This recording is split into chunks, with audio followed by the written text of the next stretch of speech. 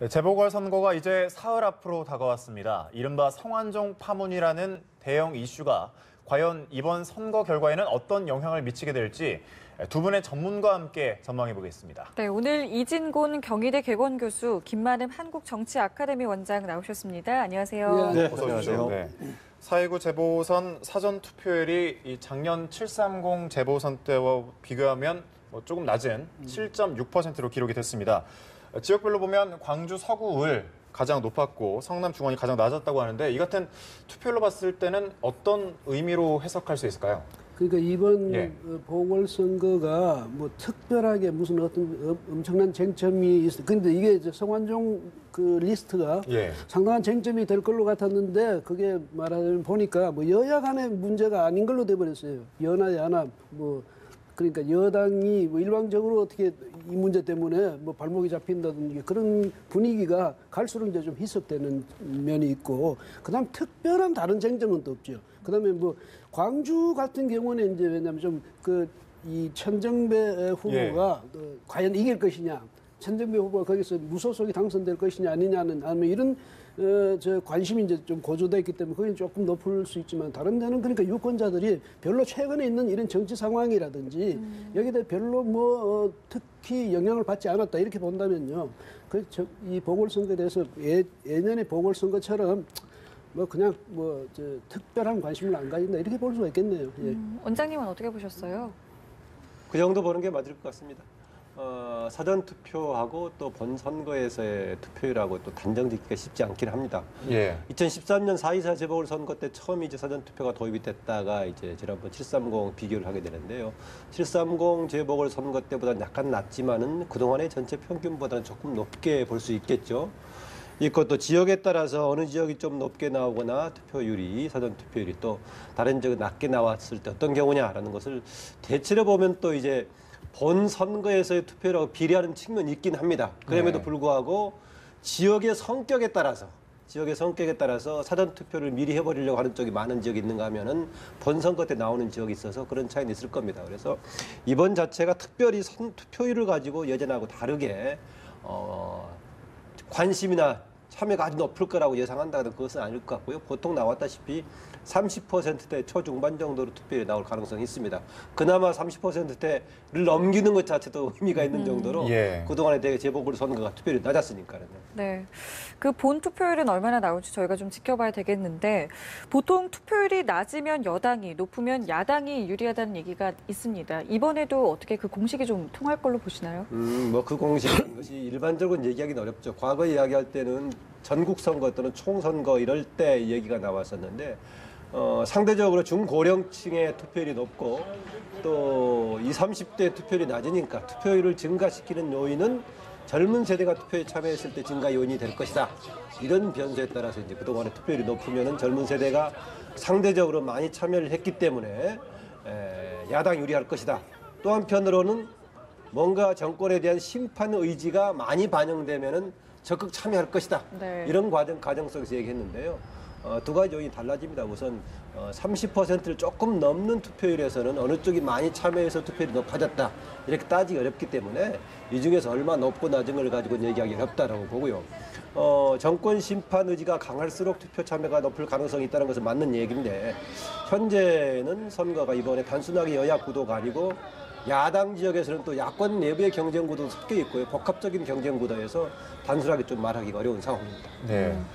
뭐 앞서 이번 재보선에서는 야당의 전패 이런 가능성이 점쳐지기도 했는데 성완종 사태 이후로는 뭐 여당이 좀 불리하다. 그러다 다시 지금 뭐 혼전 양상을 보이고 있는데 재보선 표심 판세는 어떻게 예측하십니까? 그러니까 표심이 말이죠. 아까 좀 말씀드렸지만 좀 당초에는 이거 가지고 좀 흔들리는 분위기도 있었지만은 결국은 어떻게 했냐면 그건 어쩌면 새누리당이 방어를 잘했다 이렇게 볼 수도 있겠지만 흔히 말하는 야당에서는 지금 이거 물타기 뭐 이러면서 하는데 물타기든 어쨌든 그 새누리당에서 보면 방어를 잘한 셈이고 물 잘 탄 겁니까? 물 잘 탄 셈이기도 하고. 근데 뭐 사실은 선거니까 어떻게든 자기의 취약점은 최대한 커버하고 또 상대방의 약점은 최대한 부각시키고 이게 뭐 양측에 다 마찬가지죠. 다 마찬가지인데 이번에 그렇게 보면 야당이 여당을 공격할 그런 아주 뭐 이 칼이 아주 무뎌져 버린 셈이죠. 무뎌졌다. 무뎌져 버린 셈이니까 결국은 성완종 그 리스트 가지고 성완종 리스트 가지고 여야 간에 뭐 어느 쪽 유분리를 따지는 것이 이제 지금 와서 거의 희미해져 버린 상황이고 그만큼 유권자들은 아이고 뭐 보선 하든지 말든지 뭐 이런 식으로 좀 관심이 그렇게 또 태조해 버렸고 이래서 아까 김 박사님 말씀하셨지만 뭐 특별히 이번에 투표율을 높일 뭐 그런 요인은 없어졌죠. 그다음에 이제 주로 뭐냐면 젊은 층들은 뭔가 변화시켜야 되겠다, 바꿔봐야 되겠다, 뭐 이런 데 의욕이 넘치면 그런 사람들이 적극적으로 투표에 참여해주면 투표율이 높아지겠죠. 그런 점에서 볼 때 과연 이제 젊은 사람들이 이번엔 기어이 뭐 여당을 응징하겠다든지 뭐 이런 정도로 젊은 사람들 자극할 만한, 충동할 만한 그런 분위기가 안 되지 않았나 이렇게 볼 때는 성완종 이 사건에도 불구하고 투표율에 그것이 투표율이라든지 또 그 지지라든지 이런 데서 크게 영향을 미칠 수가 없잖아요. 이를 보면 여당으로서는 굉장히 이제 지금 다행일 거고 야당으로서는 좀 뭔가 기대했다가 그 분위기를 이어가지 못한 게 좀 뼈아프겠죠. 그래서 제가 볼 때는요. 당초의 분위기, 그러니까 어쩌면 새정치민주연합이 전패할지도 모른다. 그 위기감을 지금도 가져야 되는 그런 상황이 아닌가. 이렇게 지적하신 대로 이게 자체로만 보면 굉장히 큰 사건 아닙니까? 정부의 주요 인사, 흔히 이야기하는 대통령 측근 인사들이 다 이렇게 일단은 나중에 자체 제 행위 자체는 확인해 봐야겠지만 연루가 돼서 논란이 되고 있는 상황이면 굉장히 큰 건데 그럼에도 불구하고 이게 아주 큰 변수가 되고 있다는 배경이 있습니다. 물론 기본적으로는 여당한테 불리한 요인은 분명합니다. 그런데 어느 정도 불리하게 작용할 것인가 이런 건데 현재로서는 압도적인 분위기가 아닌 이유를 저는 두 가지쯤으로 보는데요. 하나는 이 상황에 대한 국민들의 비판적인 시선이 굉장히 강함에도 불구하고 여당에만 한정된 것이 아니라 정치권 전반에 대한 일종의 비판적인 분위기도 같이 섞여 있어서 야당의 압도적인 도움은 되는 쪽이 아닌 것 같고 또 앞서 말씀드렸던 이게 여야 단순 경쟁 구도가 아니라 여야 경쟁에다가 야권 내부의 경쟁 구도도 있고 또 세력 간의 이전에 좀 중진 정치인하고 또 신진하고 대결 구도도 있고 대결 구도가 복합적이어서 그런 것이 전체적인 바람을 만들고 있지는 않은 것 같습니다.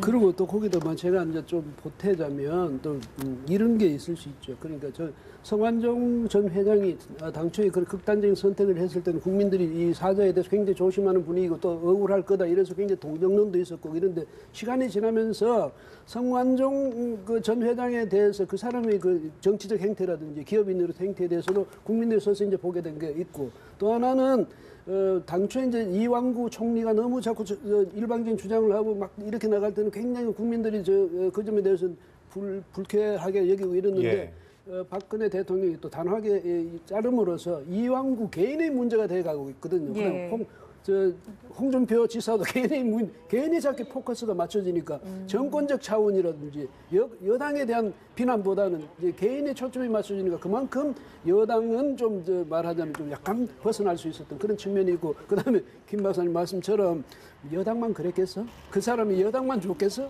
이런 또 그런 분위기가 있으니까 야당으로서는 일방적으로 이끌어갈 수 있는 그다음에 특히 최근에 말이죠. 특사 문제까지 불거져. 그걸 이제 야당에서는 무슨 물타기 이런데 물타기라도 참 적절한 아주 자기들 입장에서 보면 아주 그렇잖아요. 아주 그 적절한 물타기가 된 셈이죠. 그런 식으로 전략적인 면에서도 새정치민주연합이 약간 실기를 하지 않았나 이런 점을 지적할 수 있겠죠. 이런 가운데 이제 성완종 전 회장의 핵심 측근이죠. 박준호 전 경남기업 상무가 구속이 됐습니다. 어제였는데요.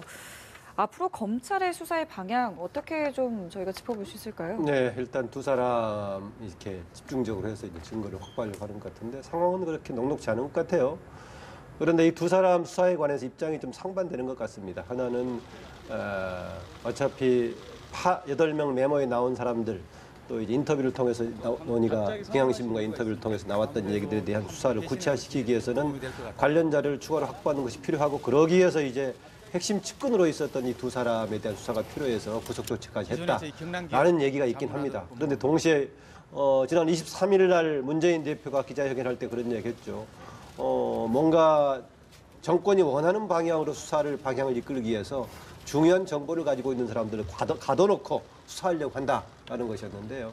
그런 쪽보다는 어쨌든 간에 일반적으로 지금 수사하기 위해서는 그쪽 자료를 확보하는 게 필요하다는 것인데 이후에 진행되는 과정 속에서 거기에 나온 다른 자료들을 중심으로 부각을 시키려고 할 것인가 아니면 이미 거론됐던 8명에 대한 보강 자료를 하는 쪽에 초점을 맞춘 것일까에 따라서 현재의 두 사람 긴급 체포 등 했던 방향에 대한 성격이 달라질 수 있을 것이다. 평가가 봅니다. 그런가 하면 이 리스트에 오른 정치인들 중에서는 또 누가 먼저 소환이 될 것인가 이 부분에도 관심이 모아지고 있어요. 이완구 그 총리 사퇴를 했지만 이완구 총리 그리고 홍준표 경남지사 어떻게 누가 먼저 출석을 할 것으로 예상하십니까? 뭐 상징성으로 보면 검찰로서는 이번에 뭔가 제대로 일하는구나 이런 모습을 보여주려면 이완구 총리를 부르면 좋겠는데 그렇지만 이완구 총리는 아직도 여전히 어떤 물증이 확보된 게 없는 것 같아요. 뭐 이 약병 상자를 뭐 그 안에 돈을 넣어서 갔느냐 안 갔느냐 지금 아직도 논란도 많고 그다음에 운전 기사의 그 증언도 또 거기에 대해서 서로 이제 반박이 오고 가고 하니까 그런데 그다음에 돈을 직접 줬을 경우에는 그것도 현금으로 줬다면 근데 돈을 갖고 가서 거기까지 갔는데 확인됐다 치십시다. 그럼 거기서 성완종 회장에서부터 이완구 총리까지 넘어가는 과정이 지금 입증이 돼야 되잖아요. 그런데 그걸 입증하기 굉장히 어렵죠. 근데 홍준표 지사의 경우는 중간에 줬다는 사람이 있잖아요. 그다음에 중간에 줬다는 사람하고 또 저 홍준표 지사의 그 뭐 측근이라는 분이 또 전화를 해가지고 보좌관이 받은 걸 해주면 안 될까? 뭐 이런 이야기까지 했다고 이러고 하니까 보다 상당히 구체적인 저 정황이 나오고 있거든요. 물증까지는 아니라도 정황이 나오고 있고 하니까 이런 점에서 보면 또 부르기가 약간 그나마 편한 쪽은 또 홍준표 지사일 수 있을 것 같고. 사퇴를 했어도. 아니 홍준표 지사죠. 이완구 총리도 말이죠. 사퇴를 했다. 설령 사표가 수리됐다 하더라도 국회의원 아닙니까? 역시 그 위상은 똑같으니까 그런 점에서 보면 홍준표 지사를 먼저 부를 그 가능성이 높아 보이는데요. 홍준표 지사 최근에 하는 거 보면 정말 좀 우리가 이해하고 도대체 이해 못할 일이 그날 또 보니까 뭐 보좌관한테 주었다고 하면 되지 않을까? 그 말이 저는 그렇게 안 믿는데 혹시라도 홍준표 지사가 뭔가 그런 암시를 줘서 그런 말이 윤석열 씨한테까지 그렇게 전해졌다면 그건 정말 홍준표 지사로서 그래서는 안 될 일이지. 왜? 나는 살아야 되겠고 대신에 보좌관이 희생되라. 이런 뜻으로 들릴 수 있지 않습니까? 그건 사람으로서 할 수 있는 일이 아니죠. 그런가 하면 이제 교수님께서 앞서 좀 얘기를 해주셨는데 특별 사면을 놓고 또 여야 공방이 치열합니다.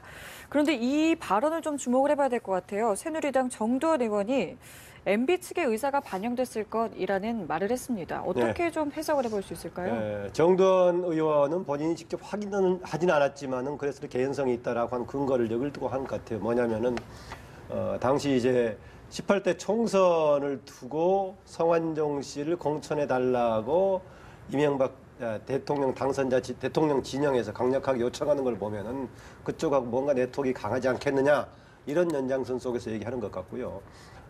저는 여러 번 이야기를 했습니다만은 이것에 대한 야당의 대응은 초기에 적절치 못했다. 왜냐하면 특별 사면이라는 것은 헌법에서 규정하고 있는 대통령의 특별한 권한이기 때문에 어느 소스에서 추천을 했던가 최종 결정은 대통령이 한 거다. 그러면 잘했든 못했든 간에 대통령이 결정한 것이기 때문에 논란의 책임이 있다면 최종 책임은 대통령한테 있다. 이렇게 결론을 내리고 또 그렇게 됐을 때 대통령의 특별 권한으로 8년 전에 했던 걸 가지고 무슨 논란의 대상은 아닌 거죠. 그럼에도 불구하고 관련해서 무슨 비리가 터졌거나 부정이 나왔다면은 해당 사안을 수사해 볼 수는 있을 겁니다. 서로의 책임론 얘기하는 것은 상식적으로 봤을 때 어느 쪽이 조금 무게가 가느냐 이것은 짐작을 해볼 수 있을 거고요. 저는 이런 생각을 합니다. 어느 한쪽에서 주로 이제 천거를 했을 가능성은 있다. 특별히 사면할 때 보면 그렇게 합니다. 여야 정당들 또는 특정한 정파들 또 사회단체들에서 이런 사람은 이러이러한 배경이 있으니 추천을 사면해 주십시오라고 올리는데 그대로 가는 것이 아니라 청와대 또는 법무부에서 심사를 해가지고 우선순위를 결정하는데 성완종 씨가 어느 쪽 리스트에 올라서 청구가 됐을 것인가 이것은 나중에 확인해 볼 기회가 있나 없나 모르겠는데요. 대신 이 정도는 있습니다.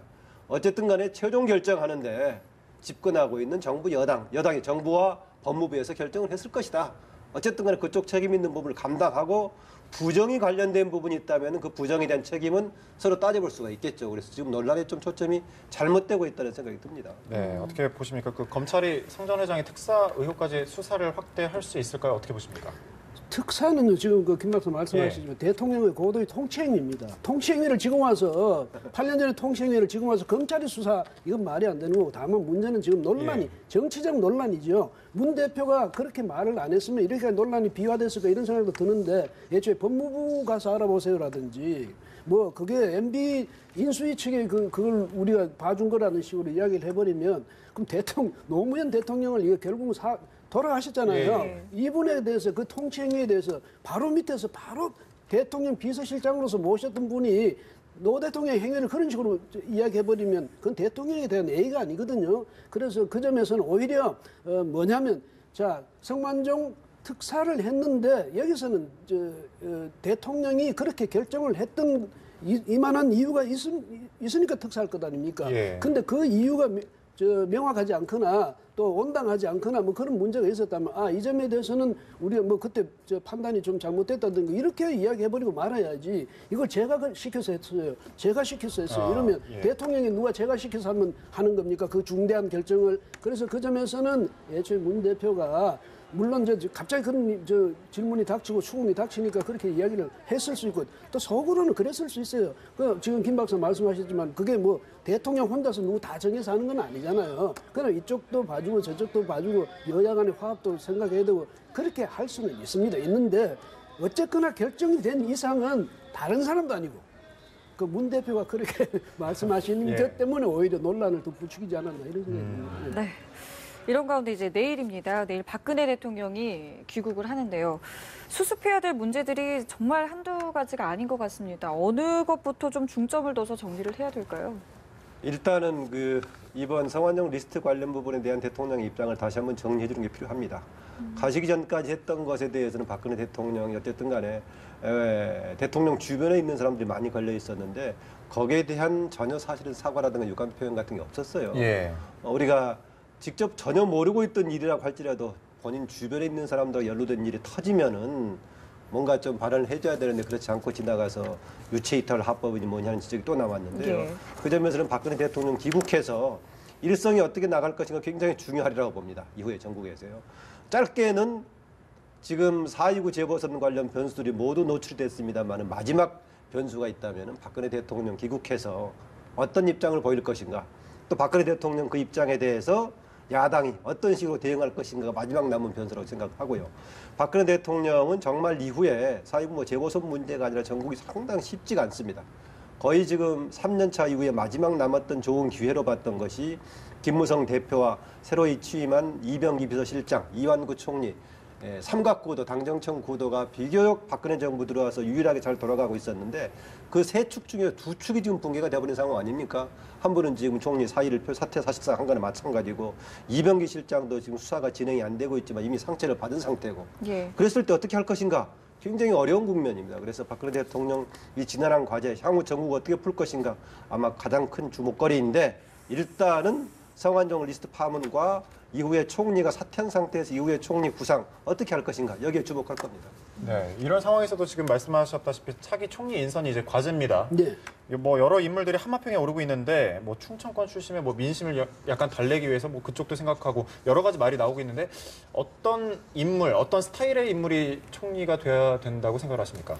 그러니까 이건 순전히 제 개인적인 의견밖에 안 되죠. 왜냐하면 온갖 주문이 많을 테니까. 그렇죠. 주문이 많을 텐데 만약에 제 개인적으로 묻는다면 역시 이번에는 그러니까 무슨 뭐 특정한 그 역량이 있는 사람, 뭐 특정히 지도력이 뭐 뛰어난 그 강력한 사람 이런 사람보다는 이참에는 국민 대화, 대탕평의 차원에서 그다음에 국민을 다 아주 후덕한 그러니까 이미지가 그런 분을 뽑는 게 좋지 않겠냐. 그래서 그분의 뭐냐면 소통이라든지 이런 면에서는 좀 품이라든지 이런 면에서는 우리 박 대통령이 약간 좀 뭐랄까 그 때문에 늘 비판을 받았지 않습니까? 그러니까 그걸 보완할 수 있는 그런 측면에서 보자면 제가 볼 때는 우선 그 충청 주민들께서 굉장히 상실감이 클 겁니다. 그런데 그것도 보듬어 줘야 된다는 차원에서 보면 충청권에서 누가 그럴 만한 분이 계시면 그분을 하시는 게 좋겠고 또 그 김무성 대표도 이야기했습니다만은 이번에는 호남 뭐 이런 것도 있으니까 저는